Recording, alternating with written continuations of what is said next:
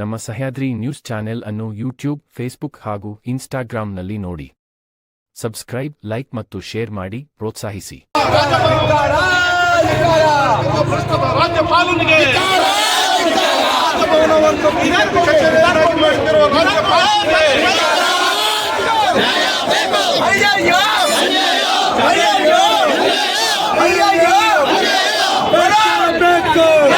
ಕೈಗೊಂಬೆ ಆಗಿರುವ ರಾಜ್ಯಪಾಲರಿಗೆ ಕಾನೂನಿನ ಅರಿವೇ ಇಲ್ಲದ ರಾಜ್ಯಪಾಲರಿಗೆ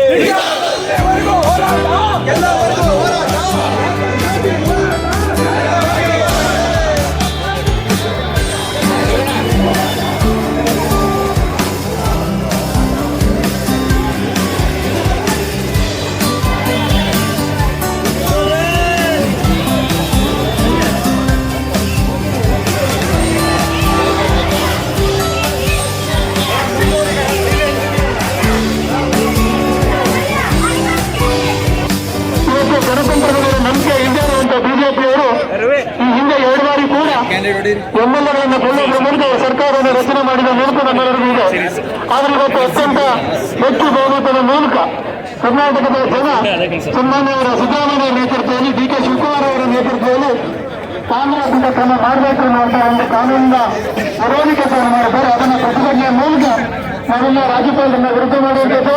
ರಾಜ್ಯಪಾಲರನ್ನ ಕೇಂದ್ರ ಸರ್ಕಾರ ರಾಷ್ಟ್ರಪತಿಗಳನ್ನು ವಾಪಸ್ ತೆಗೆದುಕೊಳ್ಬೇಕು. ಗಣತಂತ್ರ ವ್ಯವಸ್ಥೆಯಲ್ಲಿ 5 ವರ್ಷ ಅಧಿಕಾರವನ್ನು ಮಾಡೋದಕ್ಕೆ ಕಾಂಗ್ರೆಸ್ಗೆ ಸಿದ್ದರಾಮಯ್ಯ ನೇತೃತ್ವದಲ್ಲಿ ಜನ ಅಧಿಕಾರ ಮಾಡಿದ್ದಾರೆ, ಆಶೀರ್ವಾದ ಮಾಡಿದ್ದಾರೆ. ಅದು 5 ವರ್ಷ ಪೂರ್ತಿಗೊಳಿಸುವಂಥದ್ದು ಜನಪರವಾದಂತಹ ಕಾರ್ಯಕ್ರಮಗಳು ಜನರಿಗೆ ತಲುಪುವ ರೀತಿಯಲ್ಲಿ ಇವತ್ತು ರಾಜ್ಯಪಾಲರು ಅವರು ಕೊಟ್ಟಂತ ನೋಟಿಸ್ ಅನ್ನು ವಾಪಸ್ ಪಡೆಯಬೇಕು. ಹಾಗೆ ಸಿದ್ದರಾಮಯ್ಯವರಿಗೂ ಕೂಡ ಅತ್ಯಂತ ಪ್ರಾಮಾಣಿಕವಾದಂತಹ ಹಿಂದೂ ವರ್ಗದ ನೇತ ಇರತಕ್ಕಂಥ ಕುಮಾರಸ್ವಾಮಿ ಪ್ರಕರಣದಲ್ಲಿ ಲೋಕಾಯುಕ್ತ ಉಚ್ಚನ ಸಂಸ್ಥೆಯುಂಟದ್ದು ಯಾರು ರಸ್ತೆ ಹೋಗೋರಲ್ಲ ಅವರಿಗೆ ಅನುಮತಿಯನ್ನು ಕೊಡಲಿಲ್ಲ. ತಾವು ಯಡಿಯೂರಪ್ಪನವರ ರಾಜೀನಾಮೆ ಕೊಡು ಅಂತ ಕೇಳ್ತಾ ಇದ್ದೀರಾ. ಯಡಿಯೂರಪ್ಪನವರು ಸುಲಭವಾಗಿ ರಾಜೀನಾಮೆ ಕೊಟ್ಟಿರಲಿಲ್ಲ. ಅವರು ಕೂಡ ಎಲ್ಲ ಹೋರಾಟಗಳನ್ನ ಮಾಡಿದ್ರು. ಲೋಕಾಯುಕ್ತ ಸಂಸ್ಥೆ ತನಿಖೆ ಮಾಡಿ ವರದಿ ಮಾಡಿದ ನಂತರ ಆಪಾದಿತರು ತಪ್ಪಿತಸ್ಥರಿದ್ದಾರೆ ಅಂತಂದಾಗ ಯಡಿಯೂರಪ್ಪನವರ ಮೇಲೆ ಎಫ್ಐಆರ್ ದಾಖಲಾಗಿದೆ. ಈಗ ಸಿದ್ದರಾಮಯ್ಯ ಅವರ ವಿಚಾರದಲ್ಲಿ ಯಾವ ತನಿಖೆಯೂ ಆಗಿಲ್ಲ, ಅವರ ಅಪರಾಧ ಅಂತ ಯಾವ ಸಂಸ್ಥೆನೂ ಹೇಳಿಲ್ಲ. ಆದರೂ ಕೂಡ ರಾಜೀನಾಮೆ ಕೊಡಬೇಕು ಅಂತಕ್ಕಂಥ ಒತ್ತಾಯವನ್ನು ಮಾಡುವುದರ ಮೂಲಕ ಸಿದ್ದರಾಮಯ್ಯನವರಿಗೆ ಕಪ್ಪು ಮಸಿ ಹಚ್ಚುವಂತ ಪ್ರಯತ್ನಕ್ಕೆ ರಾಜ್ಯದಾದ್ಯಂತ ಖಂಡನೆ ಇದೆ. ತಮ್ಮ ಈ ದುಷ್ಕೃತ್ಯಕ್ಕೆ ಎಲ್ಲರ ಧಿಕ್ಕಾರ ಇದೆ. ಅರ್ಜಿ ಮೇಲೆ ನೀವು ರಾಜ್ಯಪಾಲರು ಅನುಮತಿ ಕೊಟ್ಟಿರಂದ್ರೆ ಇದು ಮೇಲೆ ಗೊತ್ತಾಗುತ್ತೆ ಸಿದ್ದರಾಮಯ್ಯ ಮೇಲೆ ಉದ್ದೇಶ. ಈ ದೇಶದ ಕಾನೂನು ಸಂವಿಧಾನ ಮಾತ್ರ ಅಲ್ಲ, ಪ್ರಪಂಚದ ಯಾವುದೇ ಕಾನೂನಿನಲ್ಲೂ ಕೂಡ ಸಿದ್ದರಾಮಯ್ಯನವ್ರನ್ನ ಇದರ ವ್ಯಾಪ್ತಿ ತರಕ್ಕೆ ಸಾಧ್ಯ ಇಲ್ಲ ಅನ್ನೋದನ್ನ ಅರ್ಥ ಮಾಡ್ಕೋಬಹುದು. ನನಗೆ ಇದನ್ನ ಒಂದು ಯಾರ್ಯಾದ್ರೂ ಕೂಡ ಮಾಧ್ಯಮದ ಮಿತ್ರರು ನೀವೆಲ್ಲ ವಿಶ್ಲೇಷಣೆ ಮಾಡೋದು, ತರ್ಕ ಮಾಡೋದು, ಪ್ರಪಂಚಕ್ಕೆ ಜ್ಞಾನವನ್ನ ವಿತರಿಸತಕ್ಕಂಥವ್ರು ಯೋಚನೆ ಮಾಡಿ. ನನಗೆ ಯಾರೋ ಒಂದು ಪ್ರಾಪರ್ಟಿನ ಒಂದು 61 ಕೋಟಿ ರೂಪಾಯಿ ಕೊಡ್ತಾರೆ ಅಂತಂದ್ರೆ ಅದಕ್ಕೆ ಹಕ್ಕಿಲ್ದಿದ್ರ ನಾನು ದುಡ್ಡು ಹೋಗತ್ತಷ್ಟೇ. ಕ್ರಿಮಿನಲ್ ಲಯಬಿಲಿಟಿ ನನಗೆ ಬರಲ್ಲ. ಕ್ರಿಮಿನಲ್ ಲಯಬಿಲಿಟಿ ಬರೋದು ಕೊಟ್ಟವರಿಗೆ ಅಷ್ಟೇ, ತಗೊಂಡವರಿಗಲ್ಲ. ಒಂದು ಸಾಮಾನ್ಯ ಜ್ಞಾನ ಇದು. ಇದಕ್ಕೆ ಈ ರಾಜ್ಯಪಾಲರನ್ನ ನಾನೇ ತಿಳ್ಕೊಂಡಿದ್ದೀನಿ ಅಂದ್ರೆ ಗೌರವಾನ್ವಿತ ರಾಜ್ಯಪಾಲರು ಬರೀ ರಾಜ್ಯಪಾಲರು ಕೆಲಸ ಮಾಡ್ತಾ ಇಲ್ಲ, ಕರ್ನಾಟಕ ಪ್ರದೇಶ ಭಾರತೀಯ ಜನತಾ ಪಾರ್ಟಿಯ ಗೌರವ ಅಧ್ಯಕ್ಷರಾಗಿ ಕೆಲಸ ಮಾಡ್ತಾರೆ. ಅದು ಸಮಸ್ಯೆ ಆಗಿದೆ. ಅವರು ಭಾರತೀಯ ಜನತಾ ಪಾರ್ಟಿಯ ಗೌರವ ಅಧ್ಯಕ್ಷರಾಗಿ ಕೆಲಸ ಮಾಡ್ತಾರೆ. ಇದು ಒಂದು. ಮತ್ತೆ ಬಹಳ ಪ್ರಮುಖವಾಗಿ 3 ವಿಚಾರಗಳನ್ನು ನಾವು ಪ್ರಸ್ತಾಪ ಮಾಡಿದ್ರೆ, ಈಗ ನಾವು ಕರ್ನಾಟಕದಲ್ಲಿ 7 ಕೋಟಿ ಜನ ಇದ್ದೀವಿ. ನಾವೆಲ್ಲ ಕೊಟ್ಟ ಅರ್ಜಿನ ರಾಜ್ಯಪಾಲ ಸ್ವೀಕರಿಸಿದ ಯಾರ ಮೇಲೆ ಕ್ರಮ ತಗೋತಾರ ಅಥವಾ ಎಂಟರ್ಟೈನ್ ಮಾಡಬೇಕಾದ ಅಗತ್ಯ ಇದೆಯಾ? ಅದು ಖಾಸಗಿ ಕೊಟ್ಟಿರ್ತಕ್ಕಂಥ ಕಂಪ್ಲೇಂಟ್. ಅದು ಅವ್ರನ್ನ ಒಳಗಡೆ ಬಿಟ್ಟಿರೋದೇ ಅಪರಾಧ ನನ್ನ ಲೆಕ್ಕದಲ್ಲಿ. ಅವನ ರಾಜ್ಯಪಾಲರು ಈಗ ಒಬ್ಬ MLA ಅವರು, ಈಗ MLC ಇದ್ದಾರೆ ಬಲ್ಕೀಶ್ ಬಂದ್ರವರು, ಒಂದು ಅರ್ಜಿ ಕೊಟ್ಬಿಟ್ಟು ನನಗೆ ಇದೆ ಅಂದ್ರೆ 8 ದಿನ ಟೈಮ್ ತಗೋತಾರೆ ಒಳಗಡೆ ಹೋಗ್ಲಿಕ್ಕೆ. ಇವತ್ತು ಟೈಮ್ ಇಲ್ಲ, ನಾಳೆ ಟೈಮ್ ಇಲ್ಲ ಅಂತ. ಸಿದ್ದರಾಮಯ್ಯ ಅವರ ವಿರುದ್ಧ ಒಂದು ಕಂಪ್ಲೇಂಟ್ ಕೊಡ್ತಾರೆ ಅಂತ ತಕ್ಷಣ ರಾಜಭವನದಲ್ಲಿ ಹೋಗಿ ಇವ್ರು ಕಂಪ್ಲೇಂಟ್ ಕೊಡ್ತಾರೆ whether it is there is any direction from the court? No. Is there any direction from the police? No. Police ಅಧಿಕಾರಿಗಳ ವರದಿ ಇಲ್ಲ, ನ್ಯಾಯಾಲಯದ ಆದೇಶ ಇಲ್ಲ. ಯಾರೋ ಹಾಗೆ ನಾವು 7 ಕೋಟಿ ಜನ ಹೋಗಿ ನಾವು ಕೊಟ್ಟರೆ ರಾಜ್ಯಪಾಲರು ಒಳಗಡೆ ಬಿಡ್ತಾರ? ಒಂದು ಕಾಮನ್ ಸೆನ್ಸ್ ಬೇಡವಾ? ಒಬ್ಬ ಖಾಸಗಿಯವರು ಕೊಟ್ಟಿರ್ತಕ್ಕಂಥ ವಿರೋಧ ಮೇಲೆ ಸಪೋಸ್ ಕೋರ್ಟ್ಗೆ ಕೊಟ್ಟು ಕೋರ್ಟ್ನಲ್ಲಿ ಏನಾದ್ರು ರಾಜ್ಯಪಾಲರು ವ್ಯಾಪಾರ ಮಾಡಿದ್ರೆ ಇಟ್ಸ್ ಆಲ್ ಅದನ್ನ ನಾವು ಎಕ್ಸೆಪ್ಟ್ ಮಾಡ್ಕೋಬಹುದಾಗಿತ್ತು. ಈಗ ಏನಾಗಿದೆ, ಲೋಕಾಯುಕ್ತ ಪೊಲೀಸ್ನವರು 4 ಜನರ ಮೇಲೆ ಕಂಪ್ಲೇಂಟ್ ಕೊಟ್ಟಿದ್ದಾರೆ, ನಮಗೆ ಪರ್ಮಿಷನ್ ಕೊಡಿ, ಶಶಿಕಲಾ ಜಿಲ್ಲೆ ಮೊಟ್ಟೆ ತಿಂದ್ರು ಅಂತ. ಕುಮಾರಸ್ವಾಮಿ ಅವರ ಮೇಲೆ ಗಣಿಗೆ ಕಾನೂನು ಬಾಹಿರವಾಗಿ ಪರ್ಮಿಷನ್ ಕೊಟ್ಟಿದ್ದಾರೆ, ಅವ್ರ ಮೇಲೆ ಕ್ರಿಮಿನಲ್ ಮೊಕದ್ದಮೆ ಮಾಡಬೇಕು ಅಂತ. ಆಮೇಲೆ ಆರ್ ಅಶೋಕ್ ಮೇಲೆ ಕೊಟ್ಟಿದ್ದಾರೆ, ನಿರಾಣಿ ಮೇಲೆ ಅರ್ಜಿ ಕೊಟ್ಟಿದ್ದಾರೆ. ಖಾಸಗಿಯವರೆಲ್ಲ ಪೊಲೀಸ್ ಅಧಿಕಾರಿಗಳು ನಮಗ್ ಪರ್ಮಿಷನ್ ಕೊಡಿ ಅಂತೇಳಿ ಲೋಕಾಯುಕ್ತ ಮೂಲಕ ಕಳಿಸಿರ್ತಕ್ಕಂಥದ್ದು. ಅದಕ್ಕೆ ದೇವರ ಇದಕ್ಕೆ ಇಲ್ಲಿವರೆಗೆ ಪರ್ಮಿಷನ್ ಕೊಟ್ಟಿಲ್ಲ.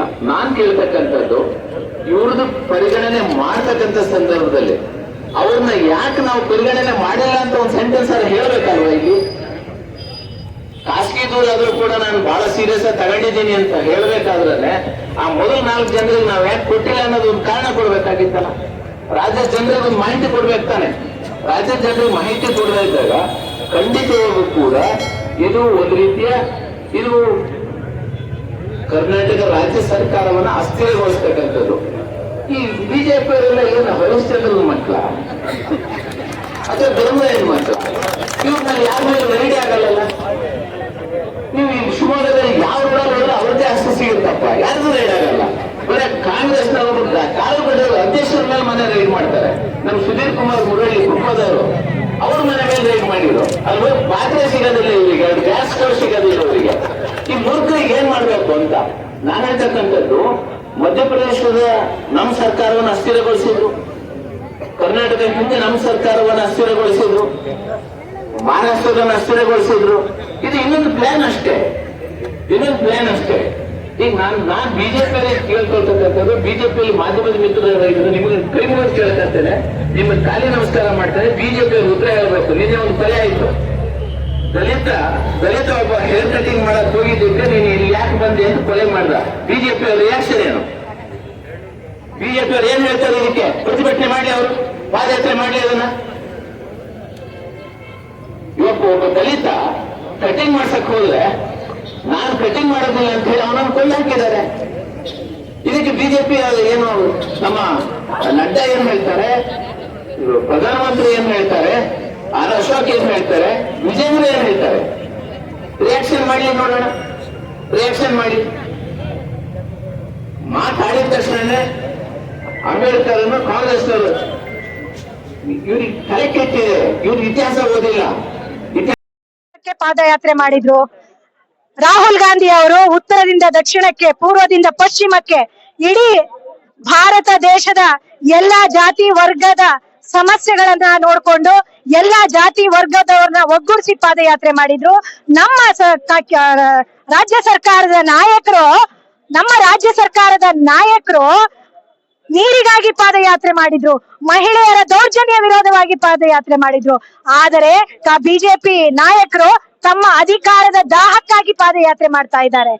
ಕಳೆದ ಪೂರ್ವದಿಂದ ಸಿದ್ದರಾಮಯ್ಯನವರು ಸಿಎಂ ಆದಾಗ ಅವರು ಕೊಟ್ಟಂತಹ ಕೊಡುಗೆ ಮತ್ತು 5 ವರ್ಷದ ಬಹಳ ಜನಕ್ಕೆ ನೆಮ್ಮದಿಯಾದಂತಹ ಆಡಳಿತ ಮತ್ತೆ ಕೊಟ್ಟಾರು ಅನ್ನುವ ಒಂದು ದುರುದ್ದೇಶದಿಂದ ಅವರು ಜನರಿಗೆ ಅನ್ಯಾಯದ ಮುಖಾಂತರ ಏನಾದ್ರೂ ಸಿದ್ದರಾಮಯ್ಯನವರಿಗೆ ಬೇಕು ಅಂತಾನೆ ಅವರಿಗೆ ಒಂದು ಕಪ್ಪು ಚುಕ್ಕೆಯನ್ನ ಇಟ್ಟು ಇದೆ ಈ ರಾಜ್ಯವನ್ನ ಅಲ್ಲೋಲ ಕಲ್ಲೋಲ ಮಾಡಕ್ಕೋಸ್ಕರ ಪಾದಯಾತ್ರೆ ಮಾಡ್ತಾ ಇದ್ದಾರೆ.